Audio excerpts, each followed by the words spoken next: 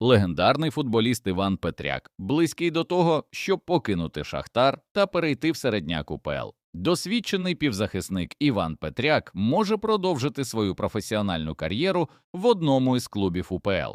Як стало відомо Sport.ua, інтерес до нього проявляє черкаський ЛНЗ, який потребує посилення в атакуючій ланці. Все залежить від готовності 31-річного футболіста, у якого виникла піврічна пауза у кар'єрі. Нагадаємо, раніше повідомлялося, що зірка Шахтаря Петряк готовий завершити кар'єру, проте сам гравець заперечив цю інформацію. Син легенди «Динамо» переходить у стан лідера УПЛ.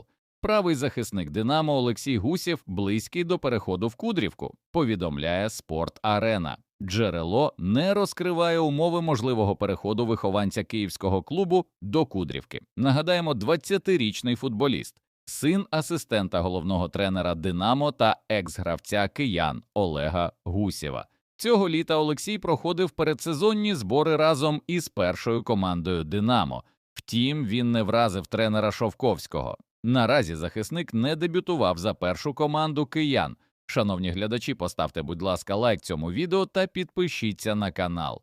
Дякуємо за те, що з нами. Металіст готовий продати українського топ-таланта.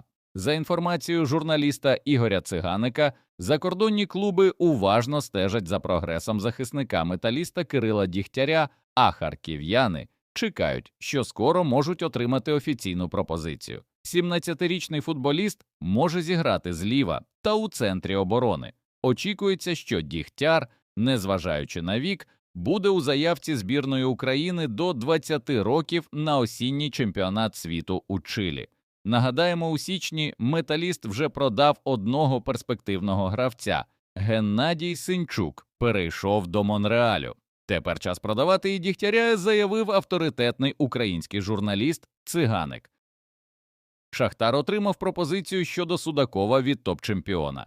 22-річним півзахисником Шахтаря Георгієм Судаковим зацікавилась низка європейських клубів. За інформацією відомого українського блогера Бурбаса, цього літа Шахтар отримав офіційну пропозицію щодо трансферу українця від чемпіона Італії Наполі. Команда Антоніо Конте запропонувала 35 мільйонів євро. Шахтар відмовив і встановив цінник – 40 мільйонів плюс бонуси. На цьому перемовини між двома клубами припинилися. Раніше 22-річний Судаков давав зрозуміти, що хотів би спробувати свої сили в одній із топ-ліг Європи. Але, схоже, Шахтар не хоче відпускати таланта в Європу.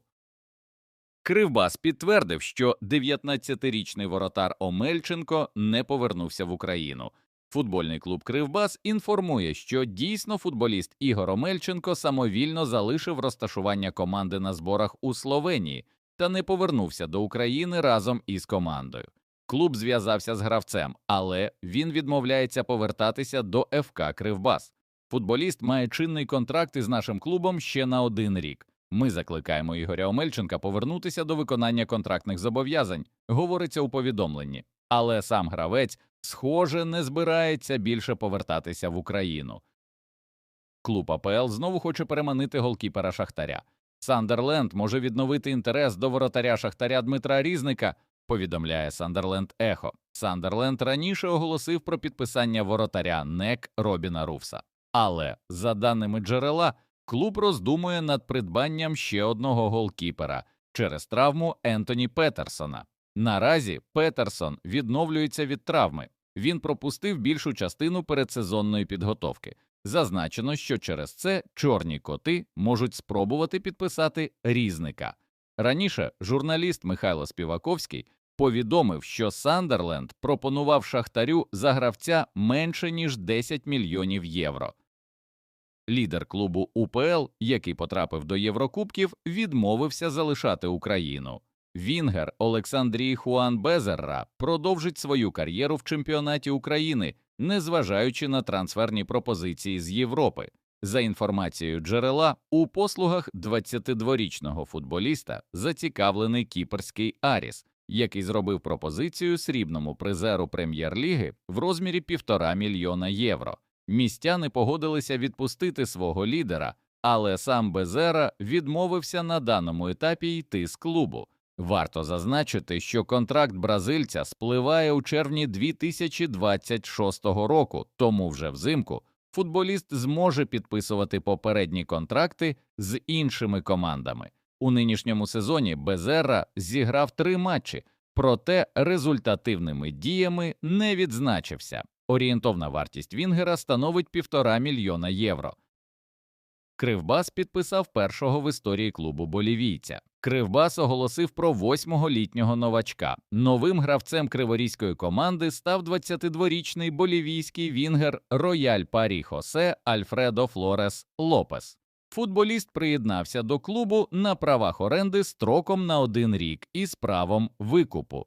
Першим професійним клубом Флореса був столичний Стронгест. У 2024 році грав за Рояль Парі, де провів 32 матчі, забив 6 голів і зробив 2 асисти.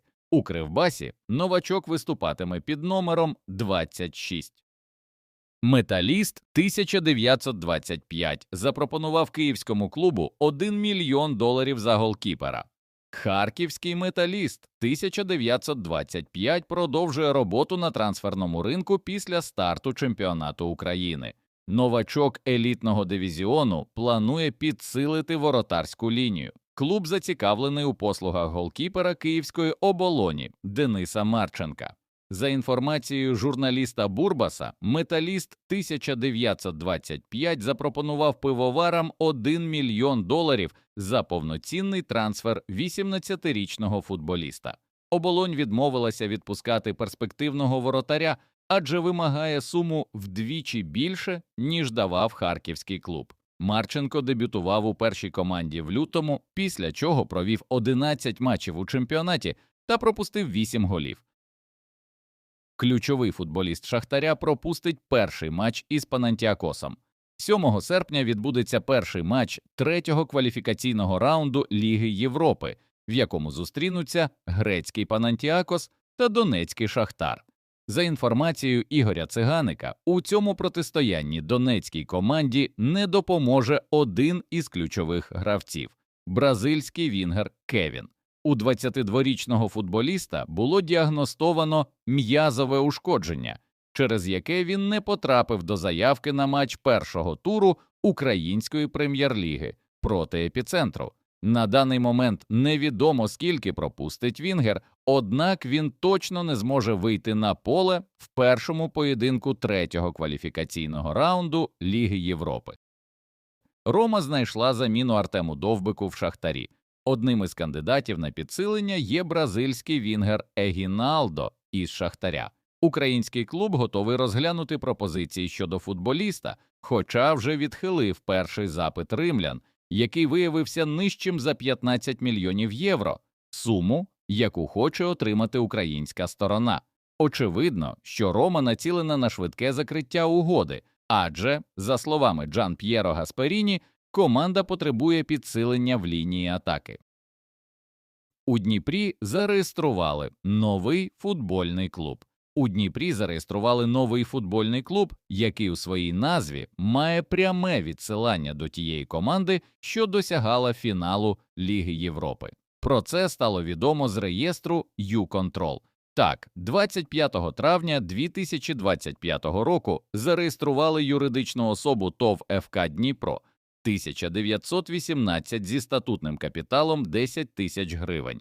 Уповноваженою особою є Віталій Паладич. За даними проєкту «Дніпрянин», стартовий капітал новоствореного футбольного клубу складатиме $3,5 мільйона.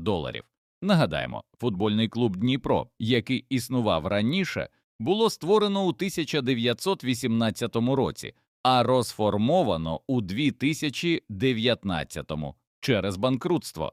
Тоді власником команди був Ігор Коломойський, який наразі має великі проблеми із законом. Шановні глядачі, поставте, будь ласка, лайк цьому відео та підпишіться на канал. Дякуємо за те, що з нами.